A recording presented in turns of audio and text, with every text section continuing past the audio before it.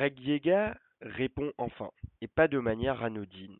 Face aux accusations d'Ilan qu'il a publiquement accusé d'avoir consommé de la cocaïne lors d'une soirée, le candidat de télé-réalité ne reste pas silencieux. Au contraire, il tacle fort, très fort. Dans cet extrait vidéo, Greg brise le silence, assume, réplique et dévoile des éléments qui pourraient bien retourner la situation.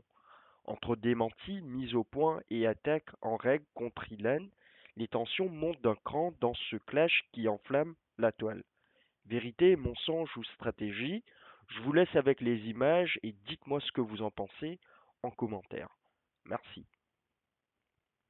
Un petit peu au Robinson là, qui fait que parler de moi parce qu'il n'a rien à raconter dans sa vie, les bébés.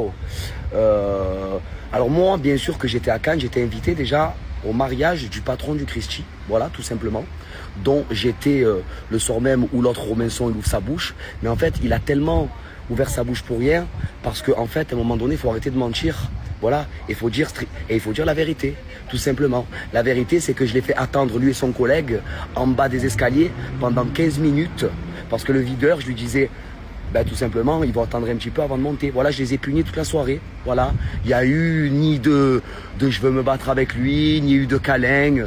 Les bébés, je ne parle pas avec lui. Pourquoi moi j'irai lui dire bonjour ou j'irai le voir?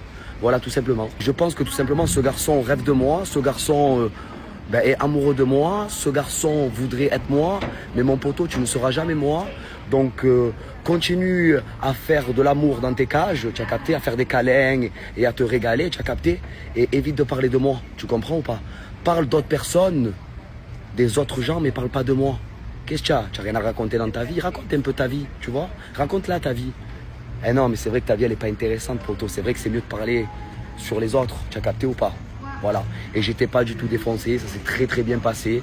Voilà, j'étais même avec le directeur du Christie qui s'appelle Mathieu, tout simplement.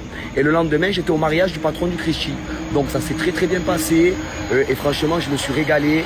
Et franchement, à like it, à love it, hein, je me régale. J'ai pas des soirées qui sont bien. Il y a 0 vidéo qui est sortie. Donc à un moment donné, il faut arrêter de me faire passer pour qui je ne suis pas.